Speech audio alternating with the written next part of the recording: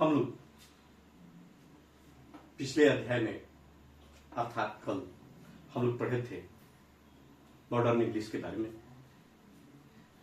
जो modern English आज कितना विकास कर चुका है और यह एक संसार की भाषा बन चुका है। पूरे विश्व में हम लोग देखते हैं कि अधिकांशतः जो है हम लोग अंग्रेजी का ही प्रयोग करते हैं। कल भी हमने चर्चा किया था, बहुत सारे ऑफिसों में, कार्यालयों में अंग्रेजी का ही प्रयोग करते हैं। अब थोड़ी सी हम लोग स्थिति देखे थे। हम लोग ओल्ड इंग्लिश में ग्रामर की स्थिति क्या था, मिडिल इंग्लिश में ग्रामर की स्थिति क्या था और मॉडर्न इंग्लिश में इसकी स्थिति क्या है। तो मॉडर्न इंग्लिश में सर्टेन रूल एंड रेगुलेशन, यहां एक निश्चित रूल और रेगुलेशन आ गया और निश्चित रूल एंड रेगुलेशन होने के चलते लोग जो है आसानी से बात को पढ़ सकते थे, समझ सकते हैं, बोल सकते हैं। ये सारी जो है, जो हम लोगों को ओल्ड और मिडिल में जो समस्याएं था वो सारा का सारा दूर हो गया। इसलिए हम लोग इसका जो है एस प्लस भी प्लस ओ इस पैटर्न में हम लोग ला दिए। सब्जेक्ट, वर्ब और ऑब्जेक्ट, ये हमारा मॉडर्न ग्रामर का ही देन है, जो आसानी से हम लोग इसको पढ़ लेते हैं, बोल लेते हैं, लिख लेते हैं, समझ लेते हैं। ये सारी प्रक्रिया हमको मॉडर्न इंग्लिश ग्रामर से प्राप्त होता है और जिसके चलते इसकी पॉपुलरिटी जो है, अर्थात हम लोग कर सकते हैं लोकप्रियता जो है पूरे संसार के अंदर में फैल चुका है। ग्रामर की जहां बात कर रहे थे कि हमारे मॉडर्न इंग्लिश में ग्रामर में बहुत सारा इंप्रूवमेंट हुआ। हम लोग ओल्ड इंग्लिश में देखे, मिडिल इंग्लिश में देखे, उतना ग्रामरियन नहीं थे जितना हम लोग मॉडर्न इंग्लिश में हम लोग देखते हैं। विलियम लॉन्गटन, इन्होंने 1734 ईस्वी में practical grammar of English town लिखा। कब लिखे भाई? विलियम लॉन्गटन जो है 1734 में लिखे और practical grammar of English town के नाम से जानते हैं। उसके बाद जोसेफ प्रिस्टली की बात करते हैं। जोसेफ प्रिस्टली ने 1761 में the rudiments of a English grammar लिखा। रॉबर्ट लॉथ की बात करते हैं। 1762 में short introduction to English grammar लिखा। रॉबर्ट लॉथ 1762 में इन्होंने लिखा था short introduction to English grammar. James Bushman 1762 में लिखे थे the British grammar. James Bushman, याद रखिएगा आप लोग, 1762 में द ब्रिटिश ग्रामर। अब लिनले मरे 1792 में इंग्लिश ग्रामर लिखा था। तो हमने देखा विलियम लॉन्गटन की बात करते हैं 1734 में practical grammar of English town. Joseph priestly की बात करते हैं 1761 में the rudiment of English grammar इन्होंने लिखा था। रॉबर्ट लॉथ की बात करते हैं 1762 में short introduction of English grammar इन्होंने लिखा था। जेम्स बुशमैन की बात करते हैं 1762 में द ब्रिटिश ग्रामर लिखा है और लिंडले मरे 1792 में इंग्लिश ग्रामर लिखा था। तो हम लोगों ने ये देखा कि इतने हमारे राइटर जो है हमारे ग्रामर में इन्होंने काम किया है। इसलिए हम इस बात को कह सकते हैं कि हमारे ओल्ड इंग्लिश, मिडिल इंग्लिश और तुलना करते हैं हम मॉडर्न इंग्लिश में, तो हम लोग देखते हैं कि मिडिल इंग्लिश की तुलना में, ओल्ड इंग्लिश की तुलना में हमारा कितना ग्रामर और वोकैबुलरी का विकास हुआ है। हम इसी से हम अंदाजा लगा सकते हैं। जहां तक वोकैबुलरी की बात हम लोग करते हैं, वहां कोई भी भाषा जो है वह स्वयं में समृद्ध नहीं है। चाहे हिंदी हो, उर्दू हो, फारसी हो, सभी ने अन्य भाषाओं से कुछ न कुछ भाषा लेकर ही और अपने आप को समृद्ध बनाया है। हमारा अंग्रेजी भी जो है यह 50 भाषाओं को लेकर के बना है। English has taken the words from the almost 50 languages from Asia and Africa, अर्थात अधिकांशतः जो वर्ड है वह एशिया एंड अफ्रीका से इसने शब्द लिया है। हम लोग 50 भाषा लिया है, लैंग्वेज, जैसे Latin,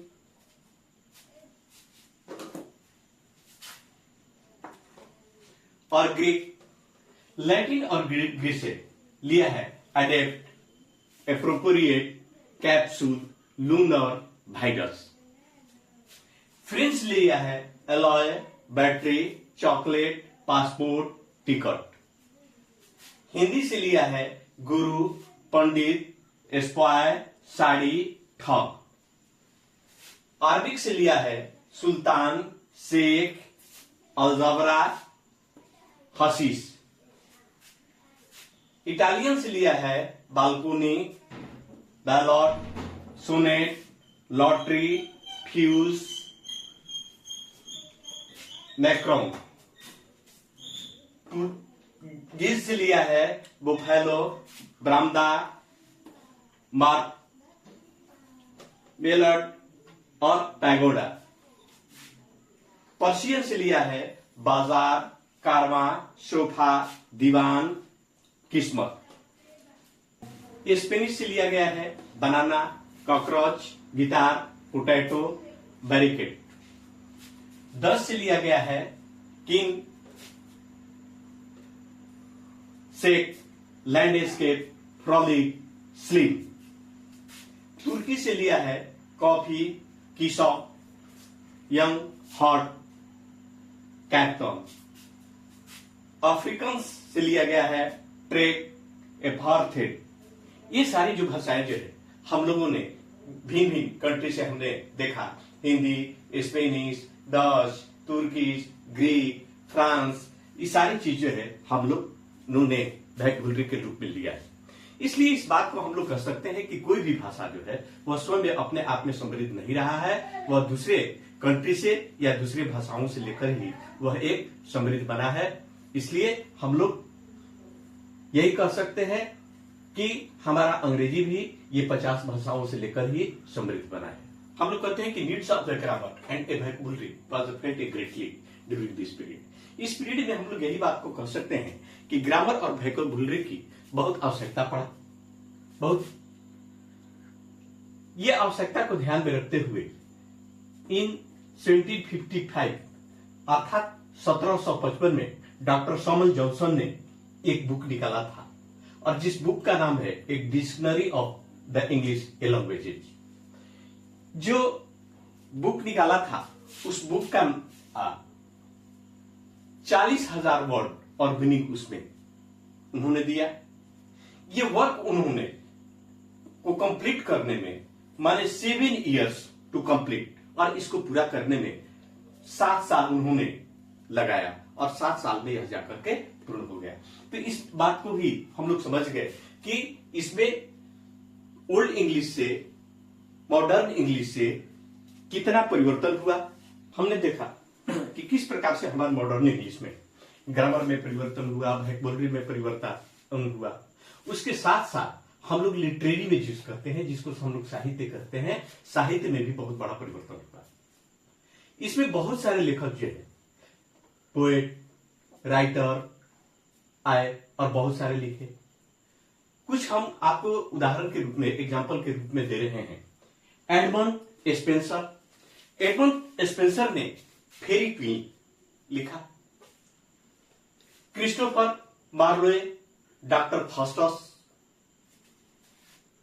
Francis Bacon, Essays, Ben Jonson, Volpone, Shakespeare, the Merchant of Venice, और बहुत सारे इन्होंने लिखा। इसलिए थोड़ा सा एक और भी इस पर हम लोग फिर नजर डाल देते हैं कि हमारे एडमंड स्पेंसर साहब ने हमने क्या लिखा था भाई, फेरी क्वीन, याद रखिएगा। Christopher Marlowe, Doctor Faustus, Francis Bacon, Essays, Ben Jonson, Volpone और शेक्सपियर साहब ने द मर्चेंट ऑफ वेनिस आता है। क्योंकि 12th क्लास में आपका ऑब्जेक्टिव टाइप में भी ये सारा क्वेश्चन से पूछ देता है कि कुछ राइटर के नाम दे देता है, कुछ पोएट का नाम दे देता है और उसका वर्क दे देता है। इन सारे चीजों में आपको चुनना होता है। 4 आपके ऑप्शन दे देते हैं और 4 ऑप्शन देने के बाद ये आपसे चुनने के लिए आता है और आने के बाद वह एप्रोप्रिएट जो है, उचित आपका जो है ऑप्शन है, आपको चुनना होता है कि किस पोएट ने कौन सा चीज लिखा है, ये आता है। अब इसीलिए इस हम मॉडर्न इंग्लिश को एक और के नाम से जानते हैं। इसलिए ये सारा चीज को कंक्लूजन करने के बाद हम लोग इस पीरियड को यानी during the 18th century is called Augustan age, अर्थात हम लोग मॉडर्न इंग्लिश को या मॉडर्न युग को या मॉडर्न पीरियड को या मॉडर्न फेज को जो हम लोग बात करते हैं, इसको हम लोग ऑगस्टन एज के नाम से भी जाने जाते हैं।